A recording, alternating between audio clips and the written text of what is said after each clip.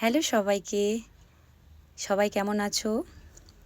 আশা করি সবাই ভালো আছো।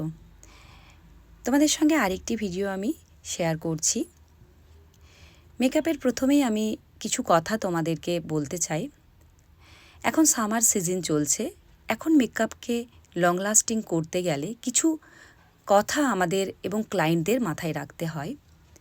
প্রথম হচ্ছে মেকআপটা লং লাস্টিং কতটা হবে সেটা কিন্তু অনেকটা ক্লায়েন্টের ওপর ডিপেন্ড করে। ক্লায়েন্ট কিভাবে মেকআপটাকে রাখছে, কিভাবে সে যত্ন করছে মেকআপটাকে তার ওপর ডিপেন্ড করে। যত্ন মানে আমি ধরো মেকআপ করে দিলাম, আমরা মেকআপ আর্টিস্টরা মেকআপ করে দিলাম, ক্লায়েন্ট সেটাকে হাত দিয়ে ঘষে দিল, তো সেখানে তো মেকআপ লং লাস্টিং হবে না। না, মেকআপ একটা আঠা না, মেকআপ একটা প্রোডাক্ট যেটা আমরা ফেসের ওপর লাগাই।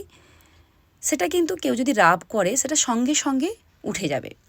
তো মেকআপ প্রথম হচ্ছে ক্লায়েন্টের ওপর ডিপেন্ড করছে, তার কতটা লং লাস্টিং করবে, সে কীভাবে যত্ন করে রাখছে তার ওপর ডিপেন্ড করছে।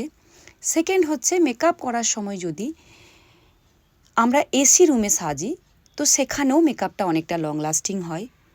থার্ড, কিছু প্রোডাক্ট হয় যে প্রোডাক্টগুলো আমরা ইউজ করলে মেকআপটা তার লাস্টিং পাওয়ারটা অনেকটা বেড়ে যায়। আরেকটা হয় মেকআপ করার পর কেউ যদি এসি হলে বসে সেখানেও মেকআপটা লং লাস্টিং হয়। তো এই কতগুলো জিনিসের ওপর মেকআপ কিন্তু লং লাস্টিং করে। অনেকটাই কিন্তু ক্লায়েন্টের ওপর ডিপেন্ড করে। কেউ যদি এসি হলে বসলো, এসি রুমে সাজলো, তারপর এসি হলে বসলো, তারপরেও সে যদি হাত দিয়ে রাব করে দেয় ফেসকে, তাহলে কিন্তু মেকআপ থাকবে না। তো পুরোটাই মানে 90% ক্লায়েন্টের ওপর ডিপেন্ড করে সে মেকআপটা কিভাবে, কেমন করে, কতটা যত্ন করে রাখছে। কেউ যদি মেকআপ যত্ন করে রাখে, মেকআপ কিন্তু 24 ঘন্টা একই রকম রয়ে যাবে, একটুও নষ্ট হবে না, সামার ওয়াইজ যদি প্রসেস করে মেকআপ করা হয়। তো এটা আমি প্রত্যেকটা ক্লায়েন্টকে বুঝিয়ে দিই। তো এটা আমার আরও বলার, যারা জানে না তাদের জন্য আমি এই ভিডিওটা করলাম, নলেজটা শেয়ার করলাম। তো সবসময় চেষ্টা করবেন আপনারা মেকআপ করার সময় এসি রুমে বসার। সেকেন্ড হচ্ছে সামার ওয়াইজ যে প্রোডাক্টগুলো হয়, সামারের জন্য যেগুলো খুব দরকার, খুব ইম্পর্ট্যান্ট প্রোডাক্ট, সেই প্রোডাক্ট দিয়ে মেকআপ করা।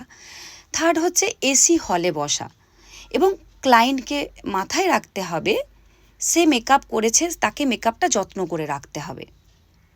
তো এইভাবে যদি ক্লায়েন্টরা বোঝে তাহলে কিন্তু মেকআপটা অনেক, তার লাস্টিংটা অনেকক্ষণ অবধি হয়। তো দেখো, তোমাদের সঙ্গে আমি কথাগুলো শেয়ার করতে করতে আমার ভিডিওটা অনেকটাই হয়ে এসেছে। তো কিছু কিছু ক্লায়েন্ট এটা ভাবে যে মেকআপ করে নিলাম, ব্যাস হয়ে গেল, আমার আর কোনো কিছু, একদম বিন্দাস আমি নাচবো, আমি রোদে দাঁড়িয়ে থাকবো, রোদে বসে থাকবো, তো চলে যাবে। তো ওইভাবে কিন্তু মেকআপ থাকে না। হ্যাঁ, মেকআপ করার পর খুব যদি গরম থাকে, সেখানে যদি ক্লায়েন্ট নন এসিতে খুব নাচানাচি করে, তো সেখানে তার ঘাম হবে। মেকআপ কখনোই সোয়েট রেজিস্ট্যান্ট হয় না। এখনও পর্যন্ত কোনো মেকআপ বেরোয়নি যেটা sweat resistant, water resistant makeup হয়।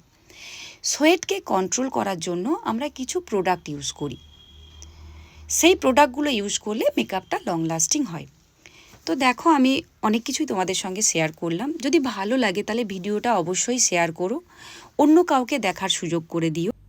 তোমাদের সঙ্গে গল্প করতে করতে আমার মেকআপটা অনেকটাই হয়ে গেছে।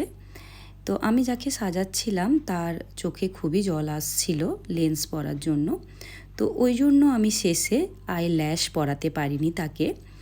তো আইল্যাশ ছাড়া সাজানোটা কেমন হয়েছে বলো, কারণ আইল্যাশ আমাদের চোখের একটা ইম্পর্টেন্ট পার্ট, ওটা লাগালে চোখটা আরও সুন্দর লাগে। তো দেখো তোমাদের কেমন লাগে। আর আরেকটা জিনিস, লাইটও ছিল না, লাইট চলে গিয়েছিল। তো যেটুকু আমার ফোনের লাইট ছিল তো সেই দিয়েই আমি ভিডিওটা করেছিলাম।